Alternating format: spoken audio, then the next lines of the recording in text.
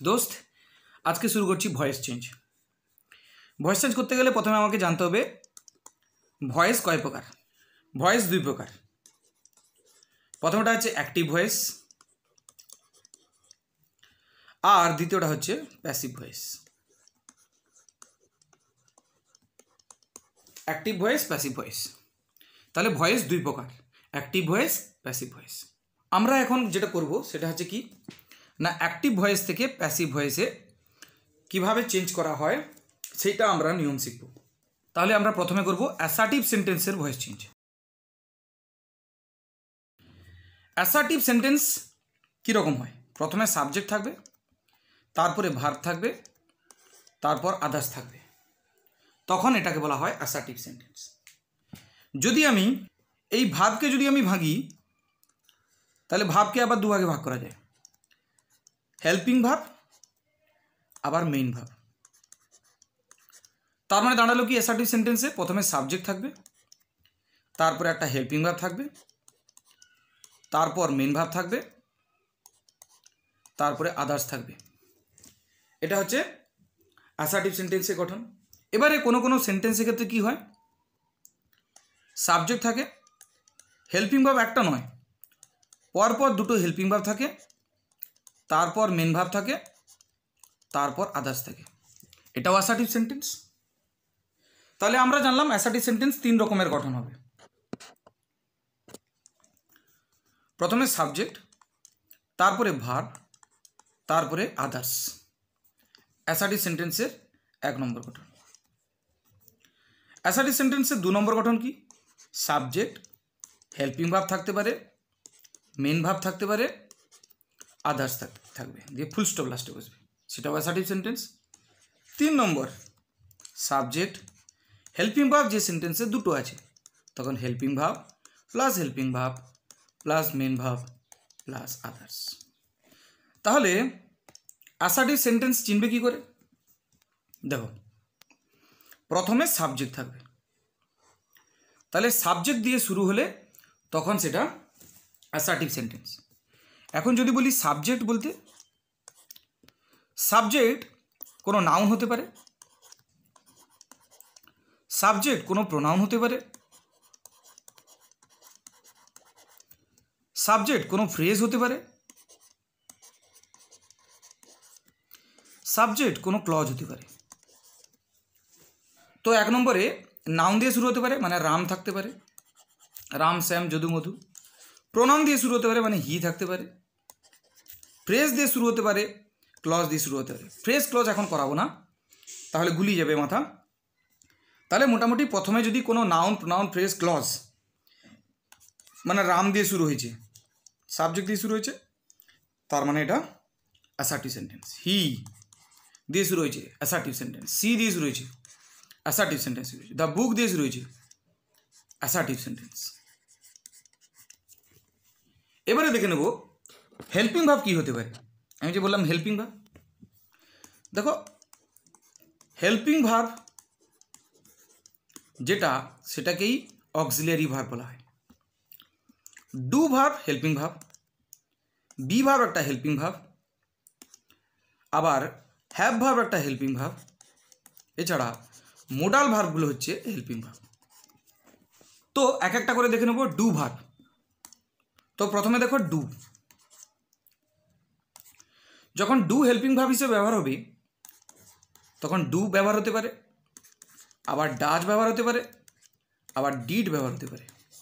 কখনো ডান কথাটা helping verb হিসেবে বসে না, অর্থাৎ ডু ভার্বের ভিতরি যদি বসে সেটা তাহলে মেন ভার্ব, সেটা হেল্পিং ভার্ব নয়। এরপরে আসছে বি ভার্ব। বি ভার্বের প্রেজেন্ট ফর্ম আছে অ্যাম, ইজ, আর বিন, ইজে। তাহলে কটা দাঁড়ালো? চারটে। বি ভার্বের পাস্ট ফর্ম আছে এবারে ওয়াজ, ওয়ার। তাহলে চারের অর্ধেক কত? দুই, দুটো। বি ভার্বের একটা পাস্ট ফর্ম আছে, সেটা হচ্ছে কি না বিন। তাহলে দুইয়ের অর্ধেক এক। বি ভার্বের প্রেজেন্ট ফর্ম চারটা, তার অর্ধেক দুটো, তার অর্ধেক একটা। তাহলে এটা হয়ে গেল বি ভার্ব। এরপরে আসছি হ্যাভ ভার্ব। হ্যাভ ভার্ব তার প্রেজেন্ট ফর্ম আছে হ্যাজ এবং হ্যাভ।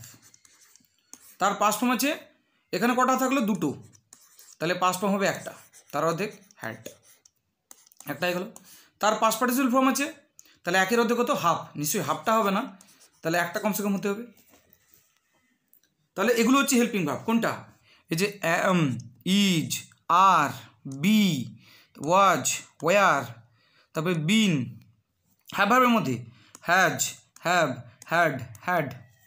ডু ভার্বের মধ্যে ডু, ডাজ, ডিড, এগুলো হেল্পিং ভার্ব। এরপরে আরেকটা কথা বলেছিলাম, সেটা হচ্ছে মোডাল। দেখো মোডাল, মোডাল ভার্ব বলেছিলাম। মোডাল ভার্ব কী কী হয় জেনে নিই। প্রথমে স্যাল, স্যালের পাস্ট ফর্ম শুড, দুটোই মোডাল হিসেবে ব্যবহৃত হয়। আবার দেখো উইল, উইলের পাস্ট ফর্ম উড, দুটোই মোডাল হিসেবে ব্যবহৃত হয়, উইল, উড। নেক্সট দেখো ক্যান, মোডাল, তার past form could, modal. May, তার পাস্ট ফর্ম মাইট, মোডাল হিসেবে দুটোই ব্যবহৃত হয়। মাস্ট, মাস্টের পাস্ট ফর্ম মাস্ট, মোডাল হিসেবে ব্যবহৃত হয়। তো এগুলো হচ্ছে মোডাল। তো এগুলো সবগুলো থাকলে আমরা বলবো এগুলোকে আমরা হেল্পিং ভার্ব বা অক্সিলিয়ারি ভার্ব বলবো, কেন কি হেল্পিং ভার্বেরই একটা ভাগ এগুলো। তাহলে এগুলো হেল্পিং ভার্ব। তাহলে আমরা কোথায় ছিলাম? Assertive sentence. তাহলে প্রথমে সাবজেক্ট থাকবে, তারপরে ভার্ব থাকবে, তারপর আদার্স থাকবে, তখন সেটা অ্যাসার্টিভ সেন্টেন্স। প্রথমে সাবজেক্ট, তারপরে হেল্পিং ভার্ব, তারপর মেন ভার্ব, তারপর আদার্স থাকলেও assertive sentence. Subject, helping verb, দুটো helping verb, main verb, others, assertive sentence. Assertive sentence কথার অর্থ হচ্ছে বিবৃতিমূলক বাক্য, এরকে স্টেটমেন্টও বলা হয়, বিবৃতি দেওয়া। তো এর ভয়েস চেঞ্জ কীরকম হবে সেগুলো আমরা জানব। তো প্রথমে আমরা দেখে নেব একটা অ্যাসার্টিভ সেন্টেন্সের গঠন। অ্যাসার্টিভ সেন্টেন্স কি? সাবজেক্ট, ভার্ব থাকতে পারে, তারপরে আদার্স। তো একটা সেন্টেন্স দিচ্ছি, হি প্লেজ ফুটবল। দেখো হিটাকে সাবজেক্ট, কি খেলে? ফুটবল খেলে। কি দিয়ে প্রশ্ন করলে যেটা পাওয়া যায় সেটা অবজেক্ট। আর খেলাটা যেহেতু কাজ করা বোঝাচ্ছে, তাহলে এটা ভার্ব। তাহলে সাবজেক্ট, ভার্ব, এখানে আমরা অবজেক্ট বলেছি, তো ভার্ব বাদে বাদ বাকি যা কিছু থাকে সেগুলো সব আদার্সের মধ্যে ফেলবো। কার মধ্যে ফেলবো? আদার্স। এই আদার্সের মধ্যে থেকে বেছে নেব একটা অবজেক্ট আর আদার্স। তাহলে আদার্সকে দুভাগে ভাগ করলাম, আদার্সের মধ্যে থেকে বেছে নিলাম অবজেক্ট। তাহলে এখন থেকে অবজেক্টকে বলবো ও বি, আদার্সকে বলবো ও। দেখো আদার্স মানে আমি বলছি ভার্ব ছাড়া, ক্রিয়াপদ ছাড়া, বলছে সাবজেক্ট এবং ক্রিয়াপদ ছাড়া বাদ বাকি যা কিছু থাকবে সেগুলোকে আদার্সের মধ্যে ঢুকে দিচ্ছি। সেই আদার্সের মধ্যে থেকে আবার বার করে নেব অবজেক্ট। অবজেক্ট চেনার উপায় কি না, ভার্বকে কি বা কাকে দিয়ে প্রশ্ন করতে হবে, কি বা কাকে দিয়ে প্রশ্ন করতে হবে। বাক্যে দেখে নিই, তাহলে কি খেলে, খেলাটা এখানে ভার্ব, কি খেলে না ফুটবল খেলে, ফুটবলটা এখানে কি তাহলে অবজেক্ট। তাহলে আদার্সের মধ্যে থেকে বেছে নিলাম অবজেক্ট। একটা উদাহরণ দিচ্ছি, হি প্লেজ ওয়েল। দেখো কে খেলে, সে খেলে, কে বা কারা দিয়ে প্রশ্ন করলে যদি উত্তর পাওয়া যায় সে হবে সাবজেক্ট, তাহলে হিটা এখানে কে সাবজেক্ট। খেলা, খেলাটা কাজ করা যাচ্ছে তাই এটা ভার্ব। কি খেলে, কোনো উত্তর আছে না। কাকে খেলে, কোনো উত্তর আছে না, তাহলে ওয়েলটা কি হলো আদার্সে করে ঢুকে গেল। বোঝা গেল না? তো এভাবে আদার্স থেকে আমরা অবজেক্টকে আলাদা করব। তাহলে এখানে আমি লিখে দিই সাবজেক্ট বার করার নিয়ম কি। সাবজেক্ট বার করার নিয়ম হচ্ছে ক্রিয়াপদকে কে বা কারা বা কি কি কখন না জড় বস্তুর ক্ষেত্রে বা ইতর প্রাণীর ক্ষেত্রে, ইতর প্রাণীর ক্ষেত্রে ব্যবহার করা হয়। তাই এখানে কিটাও কাজে লাগছে। অবজেক্ট বার করার নিয়ম কি, কি বা কাকে দিয়ে প্রশ্ন করতে হবে, তখন বেরিয়ে যাবে অবজেক্ট। তো অ্যাসার্টিভ সেন্টেন্সে ভয়েস চেঞ্জ করব। তো অ্যাসার্টিভ সেন্টেন্সে তো উদাহরণ তো প্রথমেই দিয়েছি। যেহেতু আমরা এটা অ্যাসার্টিভ সেন্টেন্সের ভয়েস চেঞ্জ করছি, তাহলে এখানে লাগবে সাবজেক্ট, এখানে লাগবে মেন ভার্ব, আর এখানে লাগবে অবজেক্ট। তাহলে অ্যাসার্টিভ সেন্টেন্স বোঝা গেছে কিনা? প্রথমে সাবজেক্ট থাকবে, তারপরে ভার্ব থাকবে। এখানে ভার্বের আগে, মেন ভার্বের আগে হেল্পিং ভার্ব থাকতে পারে, দুটো হেল্পিং ভার্ব থাকতে পারে, মোটামুটি ভার্ব থাকবে, আর এখানে শেষে থাকবে অবজেক্ট। ঠিক আছে? তখন সেটা হবে অ্যাসার্টিভ সেন্টেন্স। যদি অবজেক্ট নাও থাকে বা যদি আদার্স কোনো কিছু নাও থাকে, শুধু থাকে হি প্লেস, তাহলে সেটা অ্যাসার্টিভ সেন্টেন্স। কিন্তু ভয়েস চেঞ্জ যখন করব তখন পাক্কা পাক্কা একটা সাবজেক্ট থাকবে, পাক্কা পাক্কা একটা অবজেক্ট থাকবে, তারপরে অন্যান্য কোনো কিছু থাকতে পারে, নাও থাকতে পারে, আর মেন ভার্ব তো থাকবেই থাকবে। ব্যাস হয়ে গেল এটা অ্যাসার্টিভ সেন্টেন্স। এবারে এই অ্যাসার্টিভ সেন্টেন্সের আমরা ভয়েস চেঞ্জ করব। তো ভয়েস চেঞ্জ করতে গেলে আমাদের কি করতে হবে না, কয়েকটা নিয়ম জানতে হবে। সেই নিয়মগুলো কি কি? নাম্বার 1, 1 নম্বর নিয়ম, সাবজেক্টকে কী করতে হবে না, অ্যাক্টিভ ভয়েসে সাবজেক্টকে অবজেক্টের ঘরে নিয়ে যেতে হবে, অর্থাৎ সাবজেক্ট চলে যাবে অবজেক্টের ঘরে। রুল নাম্বার 2, অবজেক্ট চলে আসবে সাবজেক্টের ঘরকে, অ্যাক্টিভ ভয়েসের অবজেক্ট চলে আসবে সাবজেক্টের ঘরকে। রুল নাম্বার 3, মেইন ভার্ব সর্বদা কি হবে, মেইন ভার্ব সংক্ষেপে কি বলবো, এমভি, সর্বদা কিসে হবে, V3 হবে। তার মানে এর মানে হচ্ছে V1 থাকলেও আমাদের V3 করতে হবে, V2 থাকলে মানে পাস্ট ফর্মে থাকলেও V3 করতে হবে, V3 যদি থাকে V3 করতে হবে, V4 যদি থাকে তাও V3 করতে হবে। অর্থাৎ ভার্বের যে ফর্মেই থাকুক না কেন ভয়েস চেঞ্জ করছি মানে V3, এটা হচ্ছে মূল কথা। যেহেতু অ্যাসার্টিভ সেন্টেন্স এবং তার শেষে যেহেতু একটা ফুল স্টপ থাকে, ভয়েস চেঞ্জ করার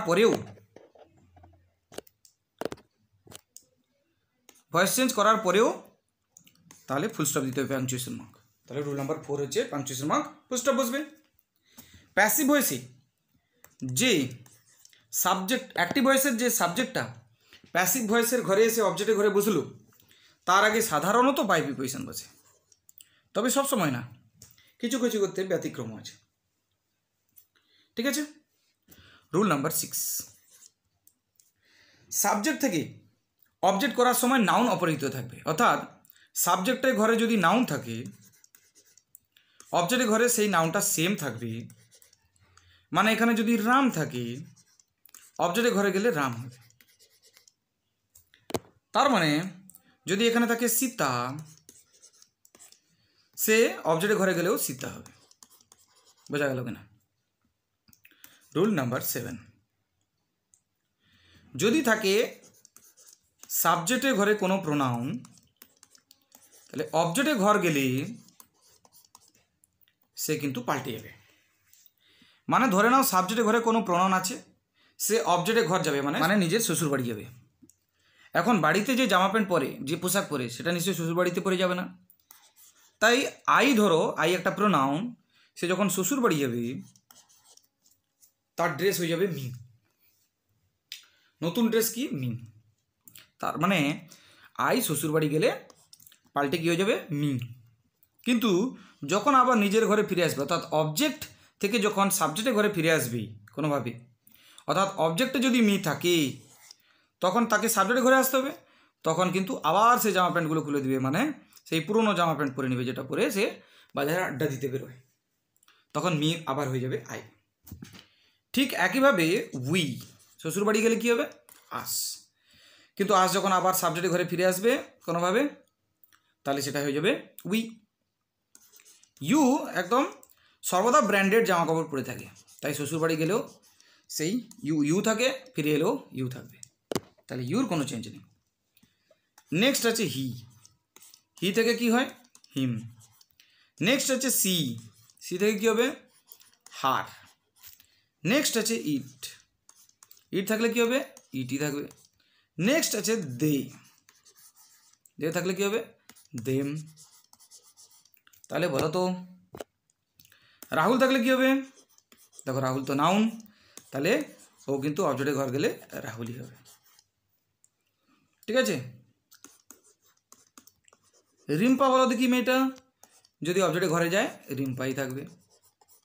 বোঝা গেল কিনা? তো এভাবে প্রোনাউনের পরিবর্তন আমরা শিখে ফেললাম। এরপরে যেটা আমাদের জানতে হবে সেটা কি না, এবারে টেন্স অনুযায়ী রুল নাম্বার কত, রুল নাম্বার 8, এবং টেন্স অনুযায়ী এবারে কি করতে হবে না হেল্পিং ভাব বসাতে হবে বা হেল্পিং ভাবে পরিবর্তন করতে হবে। তো এতগুলো নিয়ম আমরা জানলাম অ্যাসার্টিভ সেন্টেন্সের অ্যাক্টিভ ভয়েস থেকে প্যাসিভ ভয়েস করার সময় এই নিয়মগুলো আমাদের কাজে লাগবে। বোঝা গেল কিনা? তাহলে যে টেন্স অনুযায়ী পরিবর্তন হবে কিসে না অক্সিলারি ভার্ব, সেইটারই একটা নিয়ম জেনে নেব আমরা টেন্সের মাধ্যমে। দেখো এখানে টেন্সও শেখা হবে এবং ভয়েস চেঞ্জও শেখা হবে। প্রেজেন্ট ইনডেফিনাইট, প্রেজেন্ট ইনডিফিনাইট টেন্সকে জানবো। প্রেজেন্ট ইনডিফিনাইট টেন্সের গঠন কি, দেখো সাবজেক্ট প্লাস ভার্বের 1 নম্বর ফর্ম থাকবে, এস বা ইএস থাকবে, তারপরে দেখবে অবজেক্ট আছে, তখন সেটা কিসে আছে ভাববে না প্রেজেন্ট ইনডিফিনাইট টেন্সে আছে। এর পরের টেন্স কি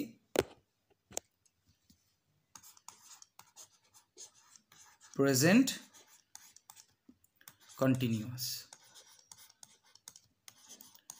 তো প্রেজেন্ট কন্টিনিউয়াস টেন্সের গঠন কি হবে, তো দেখো সাবজেক্ট, তারপরে এম ইজ আর, এই তিনটের মধ্যে যে কোনো একটা থাকবে, তারপরে V4, তারপরে অবজেক্ট। দেখো অবজেক্ট লিখছি এই কারণে কারণ কি এটা ভয়েস চেঞ্জ করছি বলে, কারণ কি এখানে অবজেক্ট লাগবেই অ্যাসার্টিভ সেন্টেন্সে, অন্য ক্ষেত্রে না হলে কি করতাম আদার্স করে দিতাম। তো প্রেজেন্ট কন্টিনিউয়াস টেন্সের গঠন হয়ে গেল এটা। এবার আসবে 3 নম্বরে প্রেজেন্ট পারফেক্ট।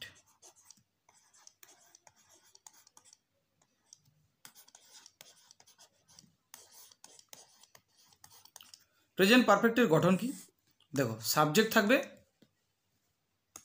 দেখো সাবজেক্ট থাকবে, হ্যাজ বা হ্যাভের মধ্যে যে কোনো একটা থাকবে, মূল ভার্বের 3 নম্বর ফর্ম থাকবে, অবজেক্ট থাকবে। এটা হচ্ছে প্রেজেন্ট পারফেক্ট টেন্সের গঠন। দেখো 4 নম্বর, দেখো 4 নম্বর টেন্স কি প্রেজেন্ট পারফেক্ট কন্টিনিউয়াস। এর গঠন কি, প্রথমে থাকবে সাবজেক্ট, তারপরে হ্যাজ বা হ্যাভ থাকবে, তারপরে বিন থাকবে, V4 থাকবে, অবজেক্ট থাকবে। এটা হচ্ছে প্রেজেন্ট পারফেক্ট কন্টিনিউয়াসের গঠন। তাহলে কি দাঁড়ালো present indefinite tense, present continuous tense, present perfect tense, present perfect continuous tense. দেখো বলে দিই, আমরা যে দুরকম ভয়েসের নাম জানি, একটা হচ্ছে অ্যাক্টিভ আর একটা প্যাসিভ। তো প্রথমে যেই গঠনগুলো আছে, যেরকম ধরে নাও প্রেজেন্ট ইনডিফিনাইট টেন্স, এটা কিসে আছে অ্যাক্টিভ, তাহলে অ্যাক্টিভ ভয়েস আমাদের শেখা গেল। তার মানে যতগুলো টেন্স আমরা জানি 12টা টেন্স, এগুলো সব কিসে আছে অ্যাক্টিভ ভয়েসে আছে। তো এগুলোকে আমরা কিসে করব প্যাসিভে করব। তাহলে বলো প্রেজেন্ট কন্টিনিউয়াসের এটা কিসে আছে অ্যাক্টিভে। তাহলে বলো প্রেজেন্ট পারফেক্টের এটা কিসে আছে অ্যাক্টিভে, কোনটা এইটা। তারপরে বলো প্রেজেন্ট পারফেক্ট কন্টিনিউয়াসের কোনটা এটা, কিসে আছে অ্যাক্টিভ ভয়েসে আছে। তাহলে বলো এর প্যাসিভ ভয়েসে করার নিয়ম জানো,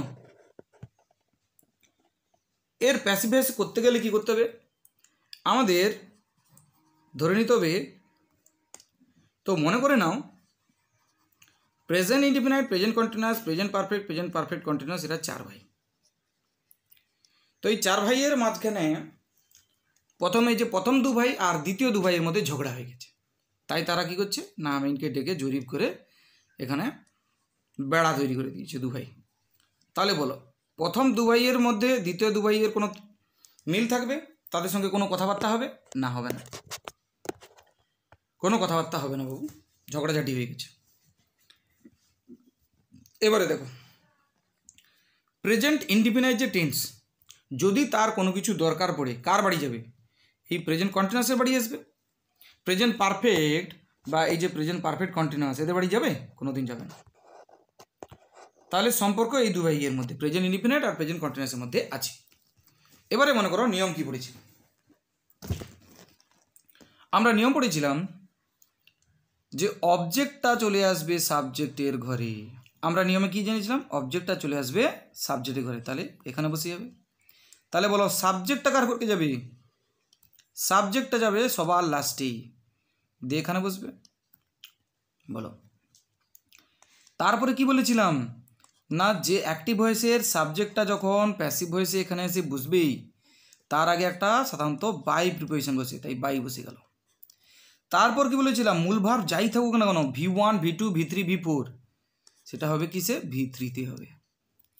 তারপরে দেখো এখানে বলেছিলাম যে কোনো একটা হেল্পিং ভার্ব বসবে টেন্স অনুযায়ী, তো টেন্স অনুযায়ী হেল্পিং ভার্ব বসানোর দরকার পড়েছে।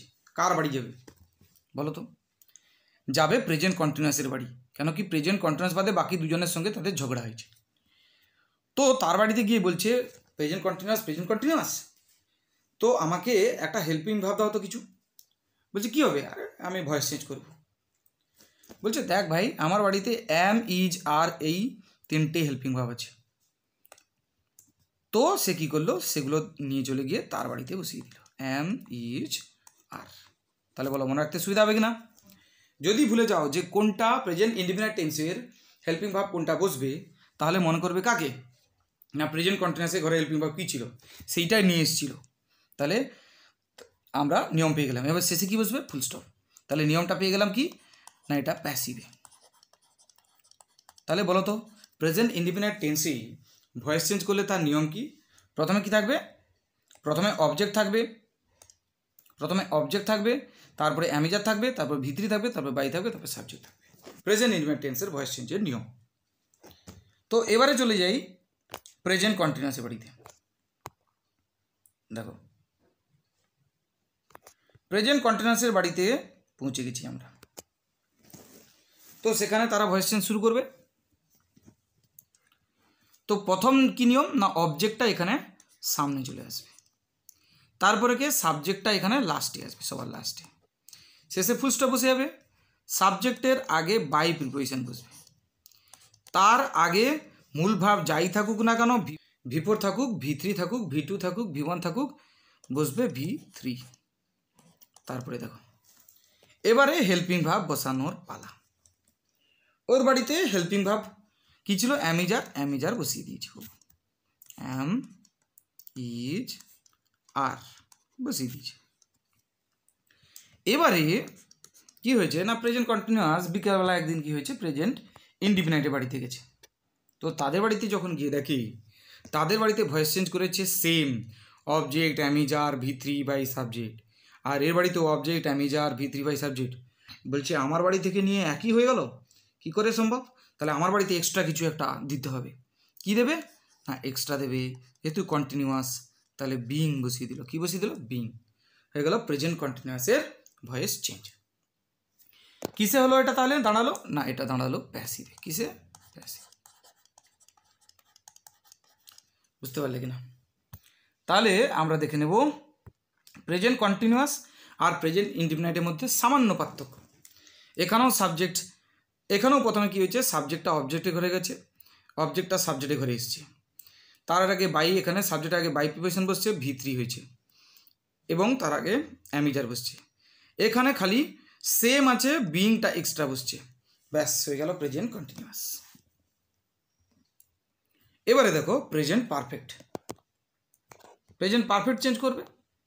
খবর পেয়ে গেছে বাবু, এদের বাড়িতেও খবর পেয়ে গেছে, তো এরাও চেঞ্জ করবে। তাহলে কি করবে? সবার প্রথমে কি করবে না অবজেক্টকে এখানে সাবজেক্টের ঘরে নিয়ে আসবে। এই সাবজেক্টকে কী করবে, সবার শেষে বসাবে, শেষে ফুল স্টপ, তার আগে বাই প্রিপোজিশন একটা হবে, বাইয়ের আগে মূল ভাব কী বলেছিলাম ভিত্রি, এখানে ভিত্রি থাকলে তো কী হয়েছে, এখানেও ভিত্রি বসবে, ঠিক আছে। কেন কি আমরা জানি V1 হলেও ভিত্রি, V2 হলেও ভিত্রি, V3 হলেও ভিত্রি, V4 হলেও ভিত্রি। দেখো এর বাড়িতে হ্যাজ বা হ্যাভ হেল্পিং ভার্ব আছে, বসিয়ে দিয়েছে, ঠিক আছে। দিয়ে বাবু চলে গেছে কার বাড়িতে, না প্রেজেন্ট পারফেক্ট কন্টিনিউয়াসের বাড়িতে চলে গেছে।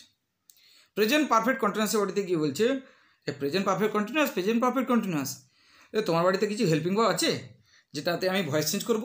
তখন প্রেজেন্ট কন্টিনিউয়াস বলছে হ্যাঁ আছে, তুই আমার বাড়ি থেকে হ্যাভাজ নিয়ে যা। বলছে হ্যাভাজ তো আমার ঘরেও আছে। তখন বলছে আমার ঘরে এক্সট্রা কী আছে জানিস, বিন আছে হেল্পিং ভার্ব, তুই কি নিবি? বলছে অবশ্যই। তো বিন নিয়ে গিয়ে সেখানে বসিয়ে দিল। তাহলে এখানে দেখো বিন, তাহলে এখানে দেখো বিন বসিয়ে দিল সে, ঠিক আছে। তাহলে উত্তর কী দাঁড়ালো, না প্রেজেন্ট পারফেক্টের এই যে অবজেক্ট প্রথমে, তারপরে হ্যাভাজ, তারপরে বিন, তারপরে V3, তারপরে বাই, তারপরে সাবজেক্ট। যদি কোনোভাবে ভুলে যাও যে প্রেজেন্ট পারফেক্টে হেল্পিং ভার্ব কী কী ছিল, তাহলে হ্যাজ হ্যাভ তো এমনিতেই ছিল তার বাড়িতে, সেটা বসবে, সেটা তো বসবে। এছাড়াও তোমাকে কী বসাতে হবে, না ওই যে প্রেজেন্ট পারফেক্ট কন্টিনিউয়াস থেকে নিয়ে গিয়ে তার বাড়িতে বসাতে হবে। অর্থাৎ প্রেজেন্ট পারফেক্ট কন্টিনিউয়াসকে মনে করলেই তোমার মনে পড়ে যাবে। এবারে দেখো প্রেজেন্ট পারফেক্ট কন্টিনিউয়াস টেন্সের ভয়েস চেঞ্জ। এ বললো ভাই তোরা কম্পিটিশানে আছিস, যা কম্পিটিশান কর, ভয়েস চেঞ্জ কর, আমার ভয়েস চেঞ্জ লাগবে না। অর্থাৎ প্রেজেন্ট পারফেক্ট কন্টিনিউয়াস টেন্সের ভয়েস চেঞ্জ হয় না। তো এবারে সবগুলো রুলস, সবগুলো নিয়ম মনে রাখতে সুবিধা হবে কিনা দেখো। তাহলে একবার রিভিশন করে দিই। প্রেজেন্ট ইনডিফিনাইট টেন্সে প্রথমে থাকবে, তার গঠন হচ্ছে সাবজেক্ট V1 অবজেক্ট, তারপরে তখন চেঞ্জ করতে হবে object am is are V3 by subject. Present কন্টিনিউয়াসে কি subject am is are V4 object, change হবে কিসে, object am is are being V3 by subject. তারপরে দেখো কী আছে প্রেজেন্ট পারফেক্টে object have been V3 by subject, এগুলো সব নোট ডাউন করে রাখো। পরের দিন আমরা বাকি যে 8টা টেন্স আছে সেগুলোর ভয়েস চেঞ্জের নিয়মগুলো জেনে তারপর অ্যাসার্টিভ সেন্টেন্সের ভয়েস চেঞ্জ প্র্যাকটিস শুরু করব। Thank you.